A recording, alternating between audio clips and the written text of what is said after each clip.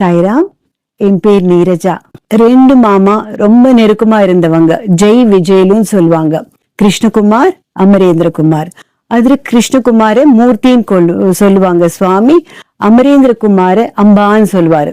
ஒரு முறை சுவாமி பக்தர்கள் நிறைய வந்ததுனால அவங்களால சாப்பிட முடியல. ராத்திரி சுவாமி ரூமுக்கு சென்றார். அப்புறம் இவங்களும் உள்ளார வந்தாங்க. வந்தா ஒரு பக்கத்துல வாழை கொலை. யாரோ பக்தர்கள் நல்ல பழுத்த வாழை, நல்ல வாசனை வருது, அது வச்சிருக்காங்க. படுக்கிற முன்னாடி சுவாமி, மூர்த்தி, அம்பா 2 பேரும் வாழைப்பழம் சாப்பிட்டுட்டு, அந்த தோலெல்லாம் வெளியே போடாதீங்க, படுக்க கீழே போட்டுட்டு படுத்துக்கோங்க, ரொம்ப பசிக்குது இல்ல பாவம் சொன்னவொடனே சுவாமி ரொம்ப சந்தோஷம் சுவாமின்னு சொல்லிட்டு அந்த கொலையே முடிச்சிட்டாங்க. முடிச்சிட்டு நல்லா ஏப்பம் விட்டுட்டு தோலெல்லாம் படுக்க கீழே போட்டுட்டு சுவாமி படுக்கை கீழே போட்டுட்டு நல்லா கொரட்டு விட்டு தூங்கிட்டாங்க. சுவாமி வம்பு பண்ணணும். போனம்மா இங்க வாமா, இங்க வந்து பாரு என்ன நடக்குதுன்னு சொன்னா, இவங்க 2 பேரும் தூங்கிட்டு இருக்காங்க. அந்த அம்மா ஒரு பார்வையிலே பார்த்துட்டாங்க.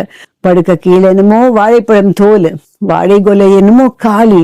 சுவாமி சிரிச்சுட்டு இவங்களே கண் சிமிட்டு இருக்காங்க. இவங்க மாமா 2 பேரும், சுவாமி நீங்க தானே சாப்பிட சொன்னீங்கன்னு ஒரு வார்த்தையும் சொல்லலைங்க. அப்புறம் ராதம்மா தர தர தர இழுத்துட்டு போய் 4 அடி அடிச்சிருக்காங்க கன்னத்துல.